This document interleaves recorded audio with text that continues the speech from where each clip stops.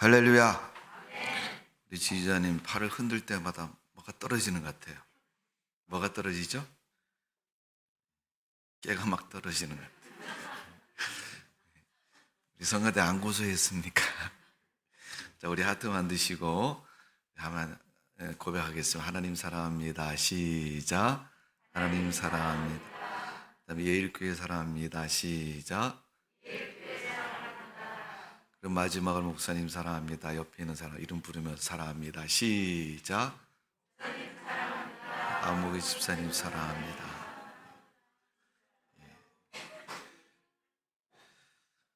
여러분 속에 하나님의 사랑이 늘 충만하시기를 바랍니다. 아직도 안 끝났어요, 여기? 자, 오늘 마태복음의 말씀을 보면 예수님이 복음을 선포하셨습니다. 그 전에 준비한 사람이 세례 요한입니다. 요한이 예수님에 대해서 그렇게 말, 나는 그분의 신들기도 부족하다. 너무 가슴이 떨리고 또 그분을 만나고 동행한다는 자체, 그 자체가 너무나도 황송하다는 거죠. 우리가 여러분 사극에 보면 과거에 우리 왕의 위치는 대단하지 않습니까? 감히 백성들은 왕 앞에서 얼굴도 들이지 못하고 머리를 조아리고 그분의 어떤 그런 발자취마저 만질 수 없는 그런 모습들을 표현하고 있는데, 그것처럼 세례 요한이 예수님에 대한 존재를 그렇게 극진하고 귀하게 여겼습니다. 어쩌면 하나님을 믿는 성도들의 신앙의 자세 모습이 그런 모습이 되어야 되지 않을까라고 생각합니다. 주님을 만나면 주님, 우리는 주님의 그 거룩한 은혜를 너무나도 사랑의 주님이고 긍휼의 주님이라는 말 속에 포함을 시켜서 하나님의 권위와 하나님의 위치도 자꾸 변질시키고 잘못되게 만들 때가 참 많습니다. 그럴 때에서 우리가 하나님과 거리를 엄청나게 두고 또 그분이 너무 어려워서 말도 못 꺼내고 그런 모습으로 섬기라는 건 아니에요. 하나님은 언제든지 우리의 친구가 되어주시고 우리와 함께 하시는 분이 주님이십니다. 그러나 하나님이 나와 얼마나 가깝고 친밀한가를 성경은 아브라함에게 보여주셨고 말씀하셨습니다. 아브라함에게 친구다 이렇게 말씀하신 것처럼 하나님을 늘 가까이 할 수 있는 믿음이 되시고, 그러되 신앙의 기준과 선을 가지고 하나님과 나의 관계가 아주 좋은 믿음의 관계로 유지가 되고 이루어져 나가야 될 줄로 믿습니다. 자, 오늘 예수님이 세례 요한이 복음을 선포하시고 이 바리새인 유대인들에게 독사의 자식이다 이렇게 표현하고 있습니다.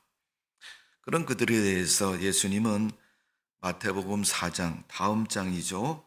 시험을 받으시고 비로소 하나님 나라를 말씀을 선포하셨다.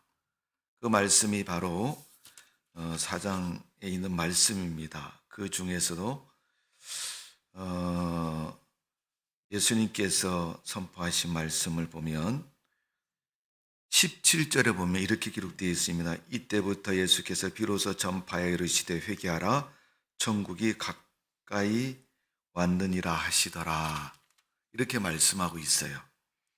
그러니까 여러분 세례 요한이 마태복음 3장 2절에 선포했던 말씀하고 동일한 말씀이죠. 우리 인간을 향해서 회개하기를 원하고 계시고 하나님의 자녀로 살기를 원하는 천국 복음을 선포하셨고 그 길을 예비해서 한 걸음 앞서서 말한 사람이 세례 요한이었습니다. 그리고 세례 요한 후에 예수님이 오셔서 그렇게 직접 선포하시고 말씀하셨습니다. 자, 그 요한의 말씀에 의해서 오늘 본문 가운데서 12절에 보니까 손에 키를 들고 자기의 타작마당을 정하게 하사 알곡은 모아 곳간에 들이고 쭉정이는 꺼지지 않은 불에 태우시리라. 여기에서 보면 요한이 하나님 나라의 복음을 선포하시면서 알곡과 쭉정이에 대해서 말씀하고 있습니다. 농부가 곡식을 추수해서 추수한 그 가을에 알곡과 쭉정이를 나눕니다. 왜? 쭉정이는 아무리 많아도 먹을 수 없었고, 알곡을 먹어야 몸의 건강도 유지가 될 것이고 또 삶도 건강하게 살아갈 수 있습니다. 여러분, 알곡은 한 가마니고 쭉정이는 1000가마니가 있어도 여러분 누가 바꾸겠습니까? 여러분도 안 바꿀 것이고 저도 안 바꿀 겁니다. 알곡은 여러분 비록 숫자가 작고 적은 모양이지만 그래도 알곡을 선택하지 쭉정이를 선택하지 않습니다. 가끔 여러분 우리가 인생을 살다 보면 그런 말 하시는 분이 있어요. 질보다는 양이다, 그렇게 말하는 분이 있는데, 여러분 아무리 양이 크게 필요한다 할지라도 다 쭉정이면 누구든지 그 쭉정이에 대해서 멀리할 것입니다. 오늘 주님께서도 이 세상 추수와 관련해서 심판을 말씀하셨고, 심판을 말씀하신 하나님은 알곡과 쭉정이를 말씀하셨습니다. 오늘 우리는 믿음 생활하면서 세상을 살면서 자기 자신을 한번 평가해 봐야 됩니다. 나는 알곡인가 쭉정인가? 가끔 그런 분들도 있지 않습니까? 내가 하나님이라고 해도 나 같은 사람은 천국에 안 데려가겠다. 웃으면서 그렇게 얘기하지만은 자기 신앙의 본분이나 신앙의 상태를 스스로 너무 잘 알기 때문에 그렇게 표현할 때가 참 많이 있습니다. 그러나 여러분, 이왕이면 우리가 알고 같은 믿음의 성도가 되시고 그런 성도의 삶이 되어지기를 주님의 이름으로 축원합니다. 우리가 추수감사절을 앞두고 지난주 이번 주에 계속 이어서 이번 주는 우리가 알곡과 쭉정이 되는 이야기입니다. 예수님께서 세상에는 알곡도 있고 쭉정이도 있다고 말한 것처럼 지난 주에는 곡식을 뿌렸는데 그 곡식에 가라지가 함께 났다고 얘기합니다. 이건 다른 나라 이야기가 아니라 우리 현실의 교회 안에서의 이야기입니다. 똑같이 교회를 다녀도 알곡인 사람이 있고 쭉정인 사람이 있습니다. 누가 쭉정이 하고 싶은 사람이 있겠습니까, 여러분? 아무도 없을 겁니다. 다 알고 가고 싶은 것이고 다 알곡이 되고 싶은 거예요. 그러려면 우리가 알곡과 같은 신앙인으로 살아가야 되는 것입니다. 오늘 마태복음 7장에 있는 말씀 가지고 우리가 알곡 어떻게 되느냐, 어떻게 알곡이 될 수 있느냐, 그건 여러분 제일 처음에 시작부터 다른 겁니다. 제가 지난주에 추수와 관련해서 심지 않은 사람은 추수에 대해 기대가 없다고 말씀을 드렸어요. 그것처럼 여러분, 심는 자가 추수를 기대하는 것처럼 무엇을 심었느냐 하는 것은 대단히 중요한 것이고, 우리가 심긴 시때 어떤 걸 심느냐 하는 것이 중요한 겁니다. 저는 어릴 때 우리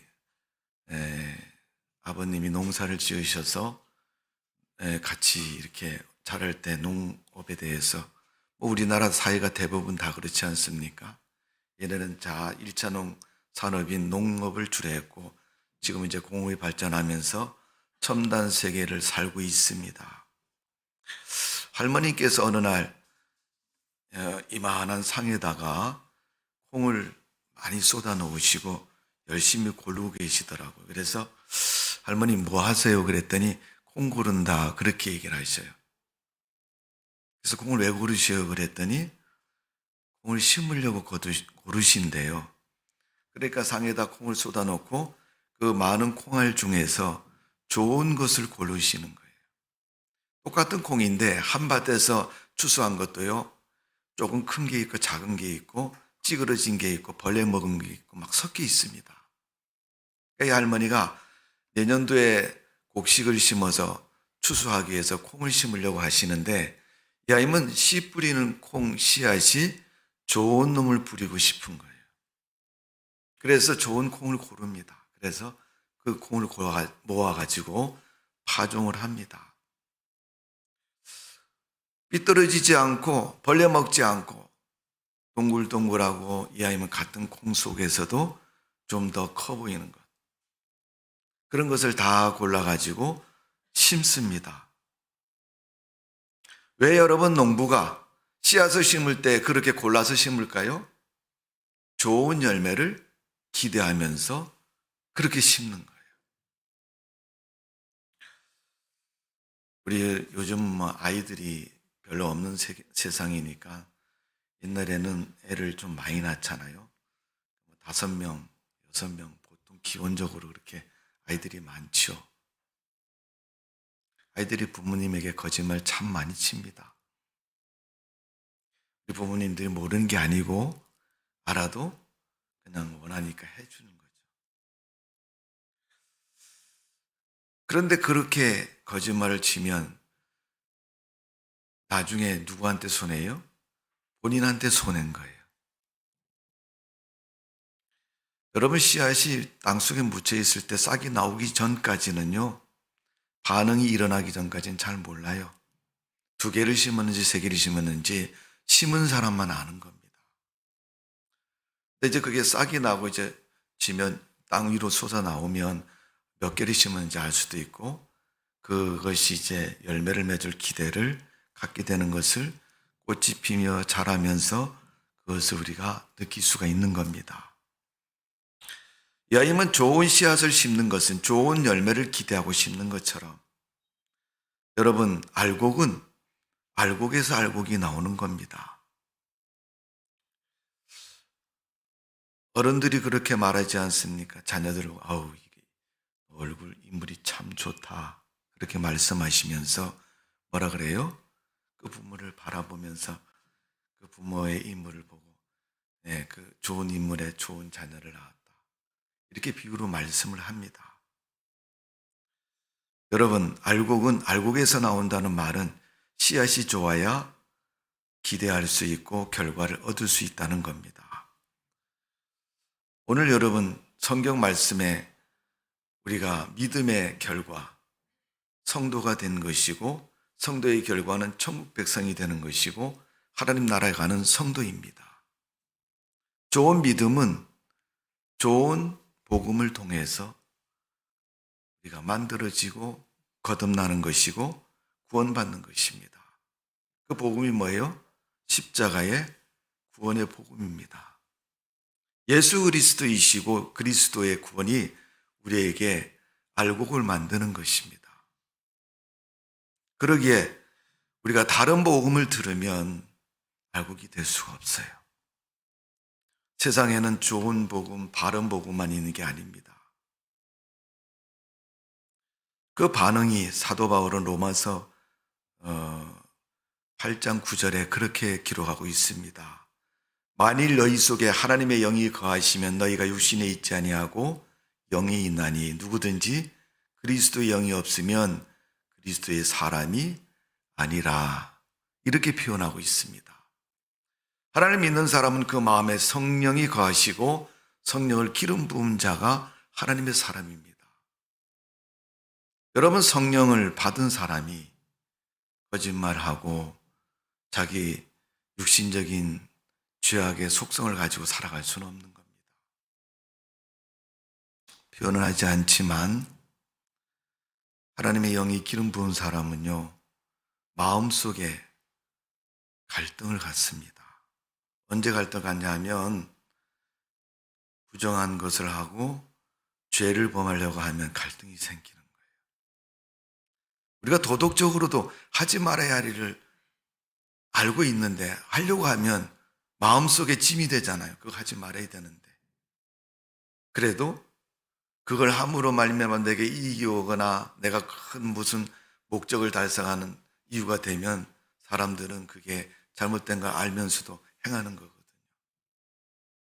근데 행하기 전에 갈등은 반드시 찾아오는 거예요. 할까 말까 할까 말까.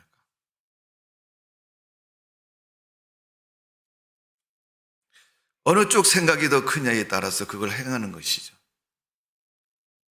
그러니까 여러분, 우리가 복음으로 살지 않으면, 세상의 소리를 듣고 세상을 살면 세상적인 사람이 되는 거예요. 믿음의 사람이 안 됩니다. 그리고 잘못된 복음, 그리스도의 복음이 아닌 이단이나 잘못된 종교에 빠지면 우리는 구원받을 수도 없고 알곡이 될 수가 없는 것입니다. 사람이 여러분 죽정이 되고 싶어 죽정이 된 사람 누가 있겠습니까? 다 알곡이 되고 싶은 것이고 알곡으로 인정받고 싶은 것입니다. 그러나 알곡 성도는 성경에서 가르치기를 너희 속에 부정적인 것을 버리고 하나님의 사랑과 하나님의 긍휼과 은혜와 사랑으로 살아가는 성도가 되어야 된다고 말씀하고 있습니다. 그래서 하나님 말씀을 인정하고 그 말씀에 감사하고 또 그 말씀대로 이웃을 사랑하고 주님을 사랑하는 믿음으로 살아야 알곡 신자가 된다고 말씀하고 있습니다. 하나님 말씀을 비판하고 또 교회를 비판하고 그릇된 것을 의라고 주장하게 되면 그릇된 것에 빠져서 하나님을 닮아갈 수도 없고 그 속에 그리스도의 신앙의 열매를 기대할 수가 없는 것입니다. 여러분, 믿음은 눈에 보이지 않습니다. 그러나 그 믿음을 정확히 하시는 분은 주님이십니다. 우리 똑같은 사람들은 모릅니다. 그러나 결과는 추수 때가 되면 오늘 본문의 말씀처럼 알곡과 쭉정이로 나눠진다는 사실을 우리는 기억해야 할 것입니다. 비록 복잡해서 알곡은 기억 못한다 할지라도 그냥 우리가 말씀을 듣고 말씀에 순종해서 이건 해야 되겠다라고 생각이 돼서 살면 우리가 늘 마음속에 뭘 가지고 있어야 돼요? 쭉정이에 대한 생각을 갖고 있어야 돼요. 나 쭉정이 되면 안 되는데, 나 잘못되면 안 되는데, 나 하나님의 사람이 되어야 되는데, 이런 생각과 이런 기준을 버리지 말고 우리가 살아가면서 믿음의 사람으로 살아가야 될 줄로 믿습니다. 성경은 추수에 대해서 말씀하고 있습니다. 심는 대로 거둔다. 알곡을 심으면 알곡을 거두는 것이고 콩을 심으면 콩을 거두는 것처럼 우리가 나쁜 것을 심으면 나쁜 것을 반드시 거두게 되어 있습니다. 나쁜 짓 했는데 아무 이상이 없다. 면죄부 받은 것도 아니고 여러분 잘한 것도 아닙니다. 조금 지나보세요. 분명히 거기에 대한 결과는 나타날 것입니다. 예수님의 복음을 좋은 것으로 알곡을 거두게 하는 그러한 씨앗으로 우리가 믿고 받아들이고 그 인생을 살아가면 우리 인생은 알곡과 같이 좋은 인생이 되는 것을 반드시 기억하시기를 바랍니다. 사도 바울은 갈라디아 성도들에게 갈라디아서 6장 6절에서 8절에 이렇게 가르치고 있습니다. 가르침을 받는 자는 말씀을 가르치는 자와 좋은 것을 함께하라. 스스로 속이지 말라. 하나님은 업신여김을 받지 아니하시나니 사람이 무엇으로 심든지 그대로 거두리라. 자기 육체를 위하여 심는 자는 육체로부터 썩을 것을 거두고 성령을 위하여 심는 자는 성령으로부터 영생을 거두리라. 아멘. 영생을 거둔다. 썩을 것을 거두지 않고 영생을 거둔다고 말씀하고 있습니다. 이것은 하나님 나라의 백성으로서의 반드시 거둬야 할 열매를 거두게 된다는 것을 가르치고 있는 겁니다. 여러분, 알곡에서 알곡이 나오는 것처럼 우리가 무엇을 심느냐 중요하다는 것을 기억하시고 추수감사절 코앞에 닥쳐왔지만은 지금부터라도 우리가 신앙으로 심고 의의 열매를 거두고 믿음의 결과를 얻을 수 있는 성도의 삶이 되어지기를 주님의 이름으로 축원합니다. 두 번째 알곡은 옥토에서 나온다는 것입니다. 씨앗이 좋은데 아무데나 심는다고 좋은 결과를 얻는 건 아닙니다. 그냥 막 이렇게 심는 것 같으지만 잘 좋은데 떨어져야 돼. 저희 아버님이 농사를 지었다고 말씀을 드렸는데 농작물 중에서 제일 늦게 심는 게 뭔가 했더니 메밀이더라고요. 메밀을 심으시는데 메밀을 줄을 쫙 맞추어서 밭고랑을 파서 이렇게 심는 게 아니고 그냥 아무렇게나 뿌려서 심어요. 그리고 이제 칼꾸리 같은 것을 이렇게 쓱 한번 긁고 지나가면 작은 메밀알이 흙에 묻혀가지고 이제 며칠 지나고 나면 싹이 나고 거기 이제 자라게 되는 걸 볼 수 있어요. 씨를 잘 뿌려야 되는데 아무렇게나 여러분 뿌리니까 흙에다 뿌리니까 어떤 녀석은 바위덩어리에 떨어지고 어떤 녀석은 잡초밭에 떨어지기도 하고, 어쩌면 성경에 보면 마태복음 13장에 보면 예수님께서 비유를 말씀하실 때 그런 비유를 말씀하신 것 같아요. 우리 인간은 마음이 있는데 그 마음이 밭과 같아. 성경은 그 밭에 대해서 네 가지를 말합니다. 길가밭, 돌짝밭, 가시밭, 좋은 밭. 옥토라고 말하는 좋은 밭을 이야기하고 있습니다. 여러분, 아무렇게나 뿌려도 그 씨앗이 돌 위에 떨어지면 절대 싹이 날 수가 없어요. 그러나 어쩌다가 떨어졌는데 좀 흙이 부드럽고 좋은 데 떨어지면요, 바로 싹이 나서 열매를 거두는 것을 볼 수가 있습니다. 어쩌면 예수님이 그 말씀하신 그것은 우리 인간의 마음을 가르쳐서 말씀하는 거고, 그 마음이 하나님의 말씀에 대해서 어떤 반응을 갖느냐 하는 것을 가르쳐 주고 있는 것입니다. 길가밭이라는 건 여러분, 사람들이 밟고 다녀서 단단한 것이지만 이것은 얘기하면 고집이 센 사람을 말하는 거겠죠. 뭘 얘기해도 자기 고집대로만 하는 사람. 가끔 우리 사모님이 저한테 그래. 아니, 목사님 너무 고집이세요. 네. 고집대로 하는 사람. 돌짝밭은 여러분, 돌이 섞여 있는 밭을 말하는데 마음이 자주 바뀌는 사람입니다. 이랬다 저랬다 바뀌는 사람. 가시밭은 어떤 거겠습니까? 영적인 무지를 가르쳐서 말씀하고 있는 것입니다. 신앙에 여러분, 무지하면요, 아무리 가르쳐도요, 또 들어도요, 행하지를 않습니다. 무지 때문에.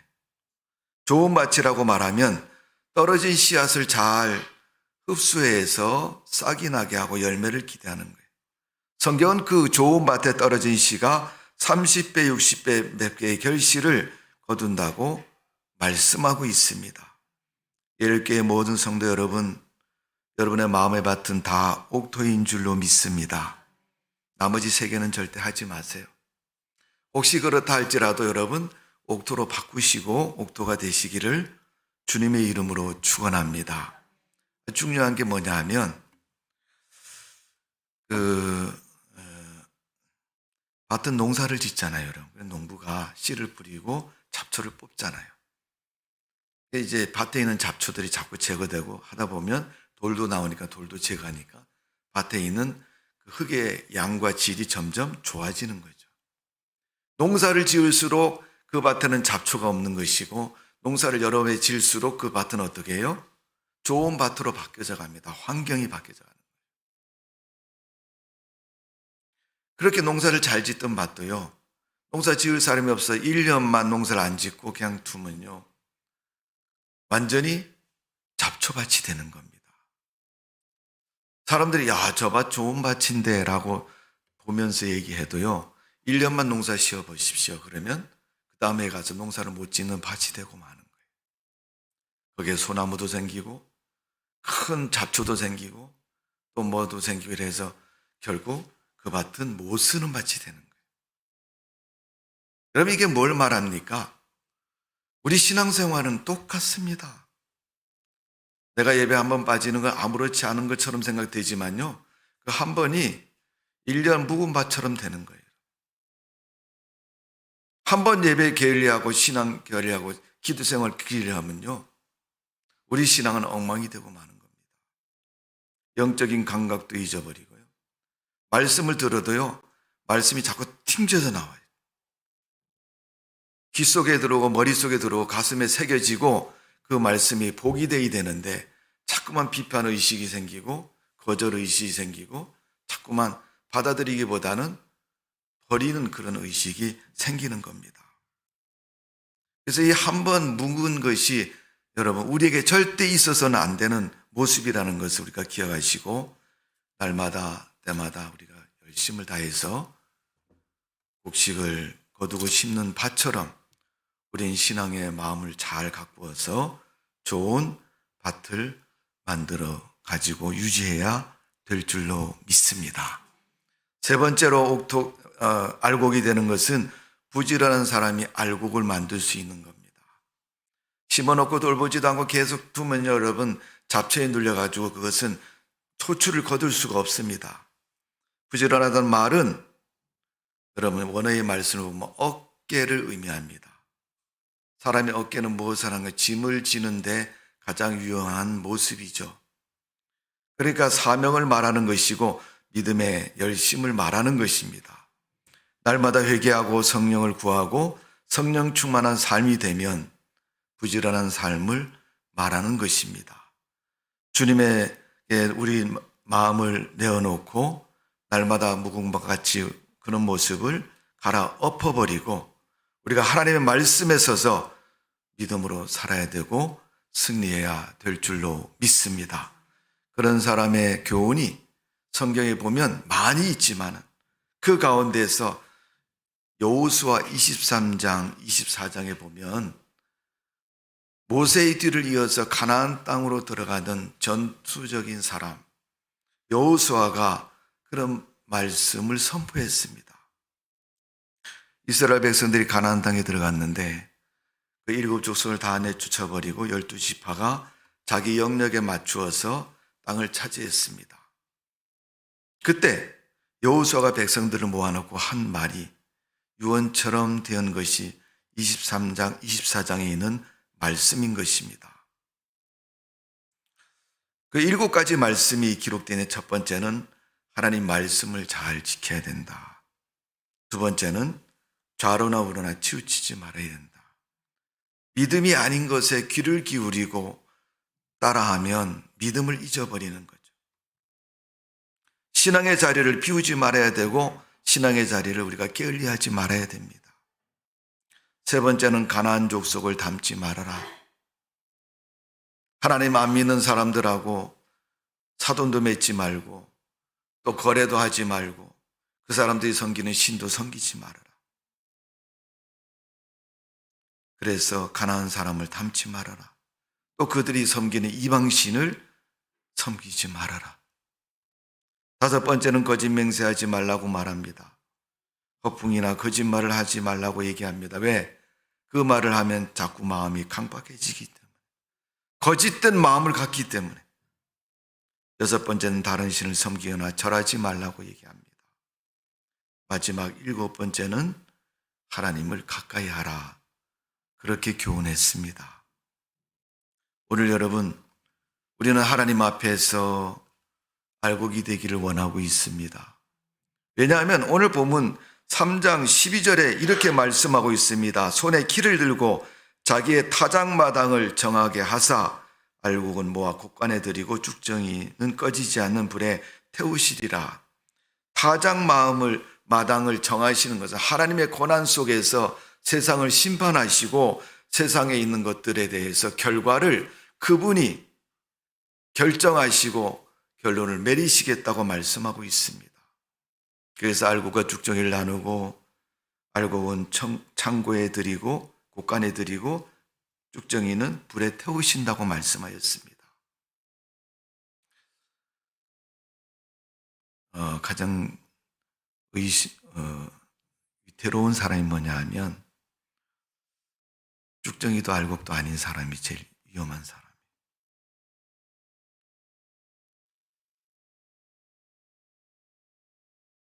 농부가 추수를 해서 곡식을 물에다가 집어넣으면요.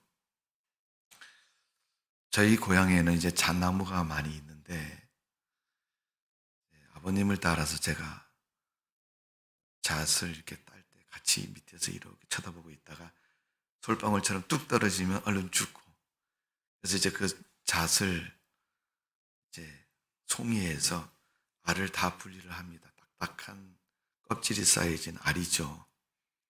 근데 그 알을 깨면요 속에 잣알이 가득 들어 있잖아요. 여러분들이 시중에 먹는 거는 다 손질이 돼가지고 하얀 잣알만 나오니까 원래 어떻게 생긴지 잘 모르고 또 그게 손길이 굉장히 많이 갑니다만은 사실은 그걸 다 깨보기 전에는 알이 찾는가 안 찾는 걸 몰라요.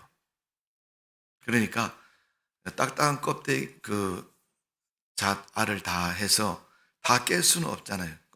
그 비어있는 걸 깨면 손해지 않습니까? 힘만 드는 거지 없지 않습니까? 그러니까 알이 딱 들어있는 거 해야 되는데 그럴 때 구별하는 게 뭐냐 하면 물에다가 잘 그 딱딱한 그 알맹이를 집어넣으면요. 이게 다 차 있는 건 물속에 가라앉고 비어 있는 건 둥둥 떠다닙니다. 제가 어린 마음에 하도 신기해가지고 아버지 왜 그렇게 잣을 많이 버리세요? 아버님이 쭉 걷어가지고 확 버리시더라고요. 그래서 아니 저 알을 왜 저렇게 잣을 많이 버리시는가 하고 제가 한번 깨봤어요. 이빨로 탁 깼더니 속이 텅 비어 있습니다. 그래도 한번 깨보면은 그렇잖아요. 그래서 그렇게 많이 버린 잣 알맹이를 그 알을 가지고 다 깨봤습니다. 몇 개 깨봐도 다 비어 있는 겁니다. 오늘 우리 주님께서 우리 성도들이 다 알곡처럼 비어있는 그런 모습이 아니고 정말로 진실하고 바르게 차있는 그 모습처럼 우리 인생이 그렇게 되기를 원하고 계시는 겁니다. 오늘 주님 분명히 말씀하셨습니다. 주수 때가 되면 알곡과 쭉정이를 분명히 나누시겠다고. 결과에 대한 하나님의 심판은 명백했습니다. 우리는 반드시 기억해야 할 것입니다. 성도 여러분, 2021년 추수감사절을 앞두고 1년 동안 우리가 살아왔던 신앙의 모습이 알곡이었습니까? 쭉정이었습니까? 그 누구도 그것에 대해서 뭐라고 얘기할 수 없지만 우리 자신은 우리 자신의 마음에 손을 얹고 스스로 한번 생각해 보십시오. 나는 알곡으로 인정받을 만큼 믿음으로 살아왔는가? 하나님 앞에서나 교회 앞에서나 주님 앞에서 과연 인정받을 만한 믿음으로 내가 1년 동안 신앙생활을 해왔으며 또 하나님 말씀에 순종해서 하나님의 뜻대로 살아왔는가를 생각해 보시고 하나님의 알곡과 같은 믿음으로 인정받는 추수감사절이 되시기를 주님의 이름으로 축복을 드립니다. 기도하겠습니다. 아버지 하나님, 주님 말씀하셨습니다. 세상은 마지막이 있고 마지막 때에 심판이 임할 것이다. 그때 알곡과 가라지를 나눌 것이고 쭉정이와 알곡을 나누어서 창 곳간에 드리고 꺼지지 않는 불에 태우실 것이라고 말씀하셨습니다. 우리는 이미도 우리가 살아오면서 이렇게 하면 안 되는데 내 모습이 믿음의 모습인가 아닌가를 스스로 생각하고 또 자책도 하고 또 우리 나름대로의 기준을 가지고 있습니다. 내 마음에는 흡족했는데 하나님 보실 때 쭉정이라고 말하면 두려운 것이고 하나님이 그런 결론을 나를 향해서 내리시지 않도록 우리가 알고 같은 믿음으로 주님을 섬기고 믿음 생활할 수 있도록 도와주옵소서. 알게도 해주시고 또 행할 수도 있도록 도와주시고 우리가 알고 같은 믿음이 되어서 많은 사람들에게 신앙의 본이 되고 하나님 앞에 쓰임받는 믿음의 사람 될 수 있도록 은혜를 베풀어 주옵소서. 감사와 찬양을 돌려드리며 예수님의 이름으로 기도하옵나이다. 아멘. 찬송가 520